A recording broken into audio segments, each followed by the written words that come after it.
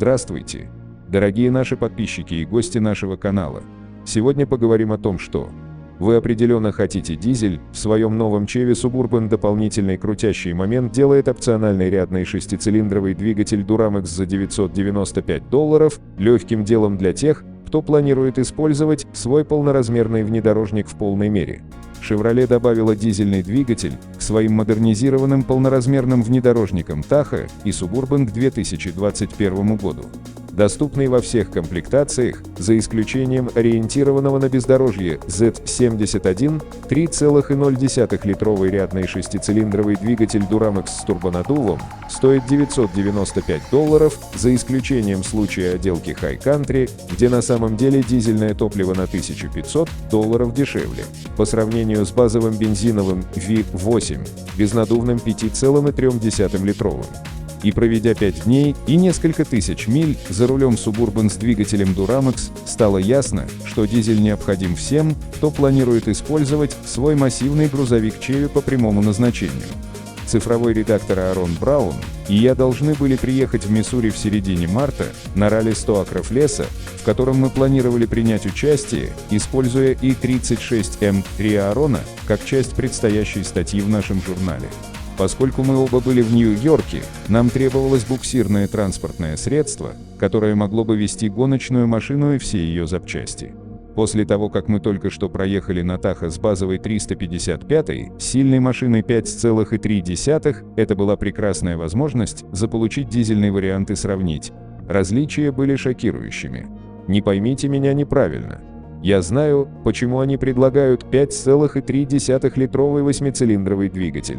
Это для продавцов автопарков, Уборс и людей, которые не могут себе представить, чтобы платить ни за что, кроме бензина с октановым числом 87. Но в таких больших автомобилях, как Tahoe и Suburban, он немного вялый.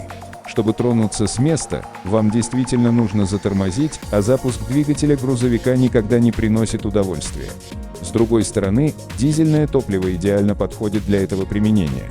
Он хорошо настроен для веса грузовика и хорошо работает со стандартной 10-ступенчатой автоматической коробкой передач, чтобы обеспечить правильную тягу к колесам. Несмотря на то, что у него меньше лошадиных сил по сравнению с V8, он компенсирует это крутящим моментом. Всего 383 фунт-фут против полных 460. Такое ощущение, что двигатель должен был быть в этом грузовике с самого начала. А Duramax под капотом особенно полезен, если у вас есть прицеп сзади. Хотя официальные показатели тяговооруженности дизельного двигателя Chevy лишь немного лучше, чем у модели 5,3, этот низкий крутящий момент имеет решающее значение.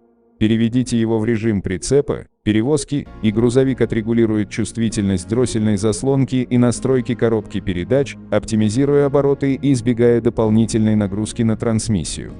Даже с лишними 5000 фунтов назад у дизеля никогда не было ощущения, что дизель изо всех сил пытается справиться со своим весом, будь то ускорение на шоссе, крутые подъемы или проезжая часть с меньшим трафиком. Лучше всего этот грузовик вернул танку около 500 миль. Как ни странно, самая удивительная часть вождения в современном дизельном Suburban – это реакция, которую вы получаете. Должно быть, более десятка человек остановили нас в паддоке или на заправках, чтобы спросить, действительно ли это дизель. Они казались впечатленными, когда мы им сказали, что это так. В свою защиту, то есть что-то по своей сути охладится и необычное, казалось бы, роскошный внедорожник с более утилитарной трансмиссией. Я могу только представить, как странно было бы владеть дизельным двигателем Escalade. А в остальном пригород. Во время поездки мы с Аароном провели за рулем около 40 часов, и я рад сообщить, что это был исключительно положительный опыт. Хотя это было не идеально. Самым большим изменением для Suburban этого поколения является добавление полностью независимой подвески в задней части. В сочетании с магнитным контролем плавности хода и пневматической подвеской в нашем специальном тестере High Country X выровнял практически каждый участок дороги, который мы бросили на него. Только самые большие неровности сотрясали кабину, чтобы напомнить нам, что это все еще автомобиль с кузовом на раме. Неплохо, особенно с учетом массивных 22-дюймовых колес. Возможность регулировать высоту грузовика с помощью пневматической подвески упростила монтаж и отсоединение прицепа, а камера навески, стандартное оборудование для хай-кантри, означало, что мы могли установить шаровой шарнир с высочайшей точностью и без страха столкнуться с прицепом или поцарапать бампер. Что мне не понравилось, так это тормоза.